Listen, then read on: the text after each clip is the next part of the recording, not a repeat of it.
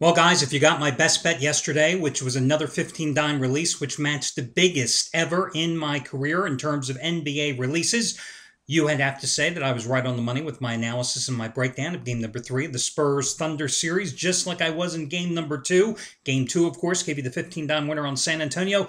Game number three last night playing out pretty much as I forecasted, 15 dime winner on Oklahoma City. And of course, right here on the video report, if you paid attention yesterday, you got my second straight free pick winner in the series as well.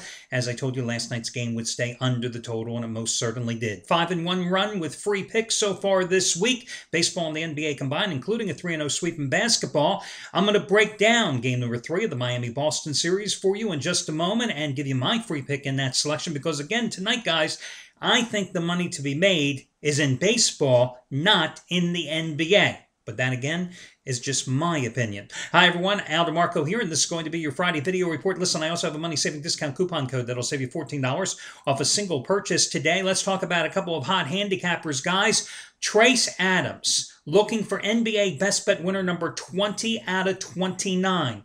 Normally a 1,000-star play, like he had last Thursday with Miami in Game 6 against Indiana, is his top-rated selection. But tonight, he's got to play twice as big. In fact, it's his highest-rated release of the season, a rare 2,000-star release, his Eastern Finals game of the year, and more importantly, his 2,000-star winner number 5 in a row, your Miami-Boston side.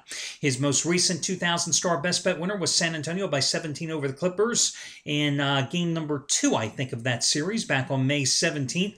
Also had a 2,000-star play on the Spurs in game number 1 of that series. Had a couple of other 2,000-star releases as well so far in this postseason. Once again, $1 bettors have won over $10,000 the past month following Trace Adams' advice. Normally, a 1,000-star play is his best bet. Today, a play twice as strong.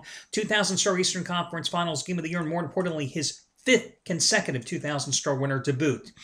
Derek Mancini, as you know, he has just been like money in the bank this season with his 40-dime NBA releases, going 15-3 with those selections after I think he went like 18-10 with them in college basketball this year. Well, the 40-dime plays prior to the playoffs were his highest rated plays of the year. However, he's upped the ante in the postseason, coming out with a couple of 60-dimers, and tonight, his third ever 60-dime play. But it's not just of the playoffs. It's not just of this season. We're talking of his career. This is the highest rated play of his career. It's his third ever 60-dime release. Boston and Miami, again, 15-3 run, or 15-3 this season with 40-dime plays in the NBA. And this play is, of course, stronger. His last 74 picks have made a $10 better, $4,850. You know, Craig Davis had that incredible winning streak ended a couple of nights ago when Miami played Boston in game number 2. He had won 7 consecutive plays involving the Heat in the postseason. He had them that night in game number 2, and of course it went into overtime and they did not cover. But he bounced right back last night with a 40-dime winner on Oklahoma City. Guys, tonight, 40-dime winner number 6 in a row from Craig Davis. 6 in a row, winning day number 13 out of 19 overall, and of course he's won 7 of his last 8 plays going on or against Miami. It's of course your Miami-Boston side. Anthony Redd back in the NBA tonight. NBA winner number 9 out of 13. It's 40-dime winner number 4 out of 5 and 6 out of 8 overall. He's 5-1 with his last 6 picks going on or against the Celtics so far in the postseason. That's what Anthony Redd has going here this evening. And there's other hot handicappers as well. You know, Matt Rivers looking for his NBA best bet winner number 12 out of 17 tonight. Now, he was on the wrong side last night. He did have the Spurs, but of course it was just Tuesday night. Hit his biggest play of the year with San Antonio in game number 2 of that series against Oklahoma City. He's 2-0 in the Miami-Boston series. Both 250,000-star plays, both winners, and he's got his 3rd straight in that series and his 4th out of 5 overall tonight on Miami and Boston. So those are among the hot handicappers here at the site. Let me give you a money-saving discount coupon code, guys. That'll save you $14 off a single purchase today, and that is going to be 14 rebound. 14 rebound. 14 rebound, Mouse. 14 rebound, 1-4 rebound. Some guys are going, did he really spell mouse? Do you have to put mouse at the end of it? No, 14 rebound, guys. I'm gonna roll today. I'm just gonna fly right through this report, guys. There's nothing stopping me. You ever hear that expression? You know, you want to phone it in. Today's one of those days, guys. I don't know what the expression would be when you're doing a video report, that I just want to video it in. Not one of these days where I really feel pumped up about doing this video report. So we'll fake it and we'll get to the free pick now. No, seriously, let's talk about this. Listen, just like yesterday with Oklahoma City and San Antonio, you saw that the public came in, bet up the Thunder. The overnight line, of course, was 3.5. Bet up to Oklahoma City to 4, and then the 4.5 in this game, because Oklahoma City was in a do-or-die situation, down 2-0 returning home. Well, the same thing has happened here with the Boston Celtics. The overnight price was 2. It is now up to 2.5. You know, this is a tough game to figure out. I got to be honest with you. I have no idea, and you know how good I've been with my totals here. I have no idea if this game goes over or under. But let's go back to game number 2 in this series here for a moment. You know, in game number 2, Rajon Rondo, 44 points. Just a phenomenal game. We all know the numbers, blah, blah, blah. We also know that Rajon Rondo was not that good of an outside shooter. Okay, we also know that Rajon Rondo is not going to score 44 points again tonight. So you've got to rely more on the big 3, and we're talking Paul Pierce, Kevin Garnett, and Ray Allen to be more productive, because in game number 2, they hit a combined 19 out of 48 shots, and that was after hitting 15 out of 41 in game number 1. The problems here is that Paul Pierce has his hands full dealing with LeBron James. You also have Kevin Garnett being, just like the Philadelphia 76ers did in the previous round, being pushed away from the basket because you've got Haslam on him, you got Joel Anthony on him. Ronny Turiaf, not too much. He only played 5 minutes in game number 2. May not even play tonight much more than that, because the Heat have some of their big men doing a good job of pushing him further away from the basket where he does less damage. And you've got Ray Allen basically playing on one leg. That's what it comes down to. So, Rajon Rondo is going to have another big game tonight.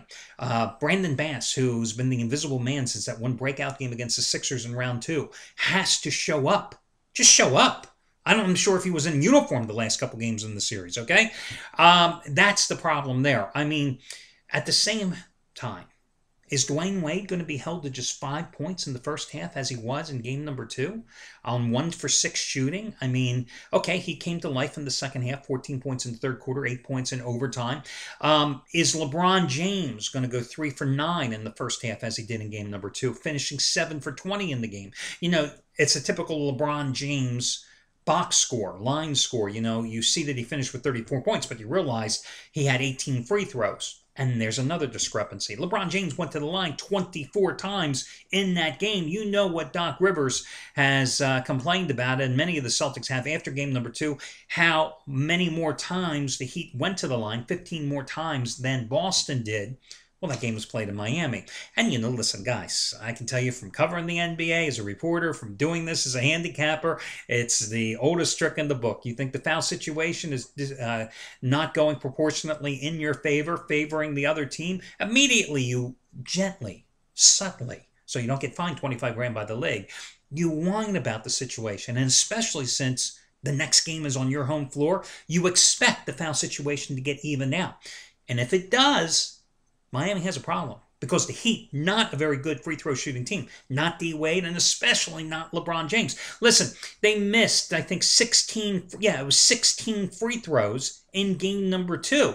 And this is a Miami team that fell 15 points down in that game, had to rally, then hold on because of benefit of some poor officiating in the end of regulation to get to overtime. And then because of a foul that was not called after Rondo was practically decapitated, leading to Miami to get an easy fast break bucket with Haslam finishing off the break, that allowed the Heat to eventually escape and win the game. I mean, that's the bottom line. So which way do you go here tonight? Are you going to have the discrepancy in the foul situation favoring Miami? I don't think so. Can you expect Pierce and Kevin Garnett, and especially Pierce, to have better offensive games? I do believe so. Is Rajon Rondo going to get 44? I don't think so. I mean, seriously? At the same time, is Mario Chalmers going to get 23? Absolutely not. Okay, so the scoring discrepancy there is going to balance out. All things considered, And despite Miami's problems and LeBron's problems at Boston over the years and the postseason especially, I like Miami a little in this game. But keep in mind, guys, I'm the guy that told you Miami was going to win game number 2 as a best bet, okay? So maybe I'm not the guy you should be listening to. Maybe you should check out Craig Davis, Anthony Red, Derek Mancini, those guys. But I lean a little toward Miami. But it's a lousy card. It's a lousy game, and that's why I went to baseball this evening. But 5-1 with the free picks. You know what they say, guys. Even a stop clock is right twice a day, and sometimes that happens even with the freebies. So I'll take a shot with Miami, getting the 2.5 points, obviously thinking that they can win this game. But I'll tell you what, the Celtics played with such heart in game number 2. The only thing, a team that played that well, yes, there's the question as to, do they have anything left in the gas tank for game number 3 tonight? Obviously, with a veteran team where everybody played 40-some minutes in that contest from the Big Four, including Rondo, of course, making it the Big 3+1. What will they have left tonight? Well, one thing they're going to take their heart to the floor. If that's going to be enough, I don't think so. So I like Miami, but again, I wouldn't bet on it. Meaning not bet on the game, but wouldn't bet on my opinion on the game. Good luck, guys, and I'll catch you again on Saturday morning.